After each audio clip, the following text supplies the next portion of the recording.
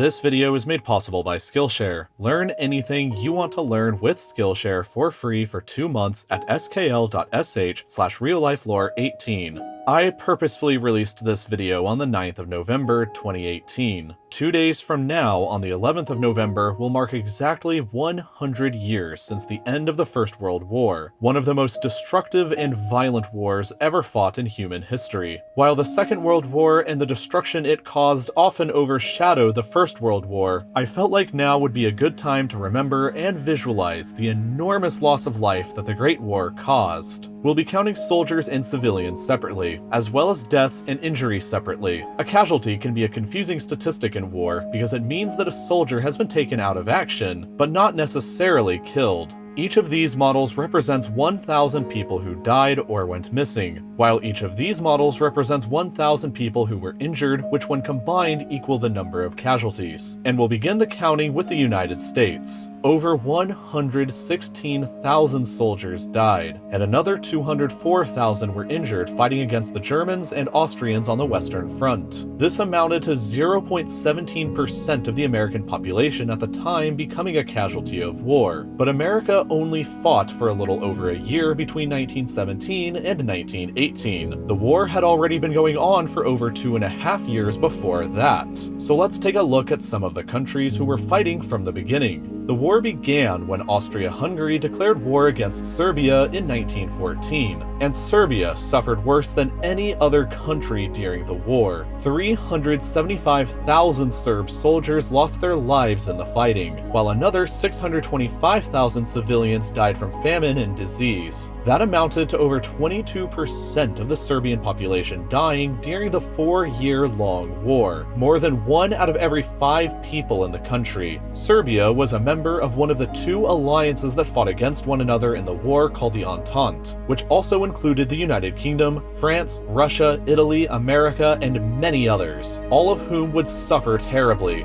The United Kingdom would send over 815,000 soldiers to their graves, like on the first day of the Battle of the Somme, in which 19,000 would die in only 24 hours, the bloodiest single day in British history. Over 123,000 British civilians also lost their lives during the war, totaling up to just over 2% of the British population, or about 1 in every 50 people dying. But many more were wounded. 1,675,000 more soldiers, which adds together to 5.77% of the UK population then, becoming casualties of the war. Subjects of the British Empire like Australia, Canada, New Zealand, India, and South Africa also fought in the war and took high casualties. Percentage-wise, New Zealand suffered the worst, losing 3.8% of her population as wartime casualties, while numbers-wise Australia took the hardest hit, losing over 61,000 of her soldiers and suffering another 152,000 wounded, with Canada and India both not too far behind. But the other major Entente powers lost an incredible amount more. The Italians joined the war in 1915, but in 3 years of fighting suffered 555,000 military fatalities, along with 592,000 civilian deaths. Another 947,000 Italian soldiers became wounded, representing 5.8% of the Italian population becoming casualties, a figure roughly comparable to the UK percentage. But then there's Russia and France, both of whom suffered higher casualties than the entire Serbian population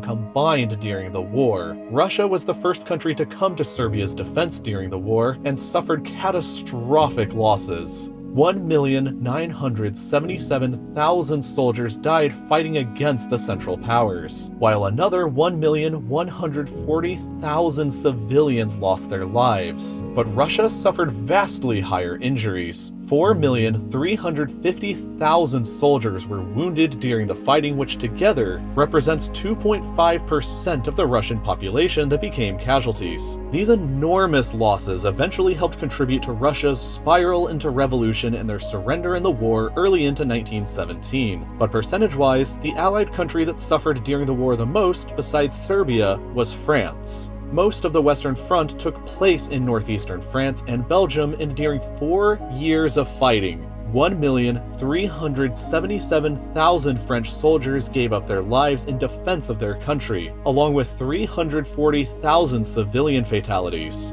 This represented a loss of life for 4.3% of the entire French population, but many more were wounded.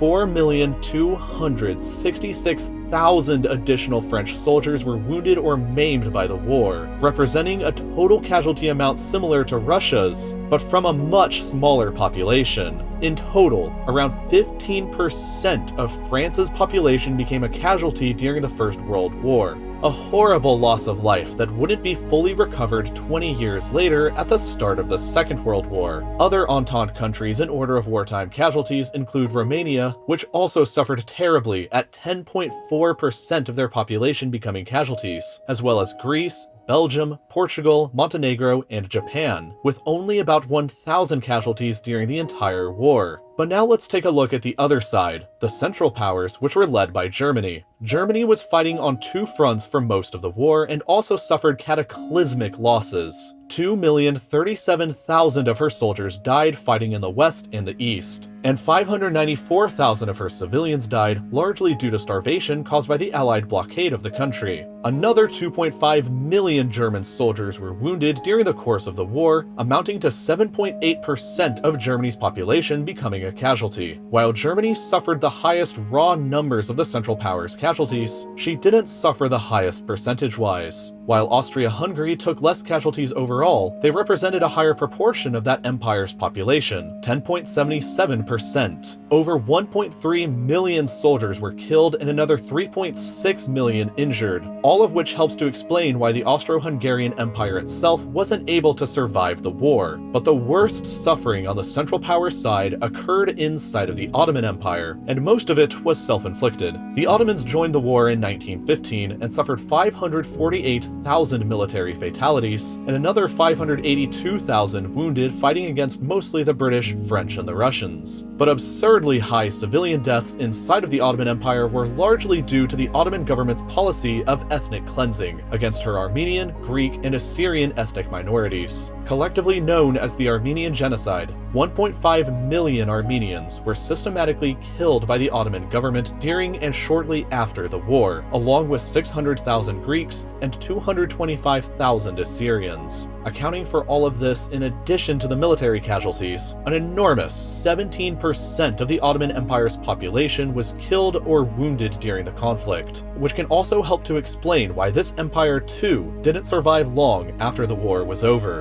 And finally, Bulgaria was another member of this alliance that suffered greatly as well, with 6.8% of their population becoming casualty victims of the Great War. In total, and across all countries, about 9 million soldiers lost their lives, as well as 7 million civilians. 36% of all deaths were Entente military, 22% were the Central Powers military, another 22% were Central Powers civilians, and the final 20% were Entente civilians. The First World War was, and still remains, the bloodiest war ever fought in the history of the United Kingdom, France, Italy, Belgium, Bulgaria, Romania, Serbia, Turkey, Australia, New Zealand, and Canada. The Second World War was actually not as bad for all of these mentioned countries, but it would be worse for others like Russia and Germany. Hopefully, after two terrible lessons during the 20th century, humanity will never forget what can happen when we let our differences get the better of us. Lessons of any kind are valuable for both societies and for individuals, and if you made it all the way through this video to here, it's clear that you enjoy learning. So why not learn even more about anything you want to by going over to Skillshare next? One of the most common questions that I get asked all the time is how I got started making these videos,